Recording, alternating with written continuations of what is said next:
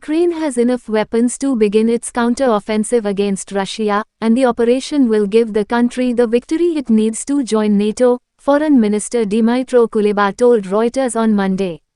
Membership of the military alliance would probably only be possible for Ukraine after the end of active hostilities, Kuleba said in an interview in Kyiv. Ukraine has for months fated a vast upcoming assault to retake the 18% of its territory still occupied by Russia, using tanks, armored cars and artillery donated by its Western allies.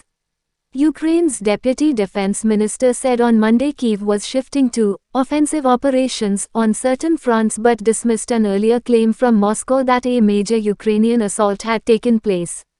Kuleba did not say whether the counter-offensive had started when asked. He answered that the most important thing was not when it started, but that it ended in Ukrainian victory. The minister, who has served in his post since March 2020, said NATO membership was the next big target on Ukraine's agenda after some of its allies agreed to train Ukrainian pilots on the F-16 fighter jets coveted and lobbied for by Kyiv. "We already unlocked all weapons. There is nothing big left to fight for. NATO membership cannot stop this war, but NATO membership will stop further wars. This is why the best way to ensure security in the region is to come to the moment when Ukraine becomes a member of NATO," he said. Moscow said in the early hours of Monday that it had thwarted a major Ukrainian offensive involving 6 mechanized and 2 tank battalions in the southern part of Ukraine's Donetsk region. Kyiv officials mocked that claim, with Deputy Defense Minister Hanna Malaya saying the claim was intended to distract from Russian defeats near the eastern city of Bakhmut. Kuleba said that while Ukraine now had enough arms to begin its counter-offensive, it would still need continued deliveries from its allies to sustain the effort. When you go on the counter-offensive, it's one thing to have enough weapons to begin it, but another thing to ensure sustainability of supplies in order to be able to continue as long as is needed.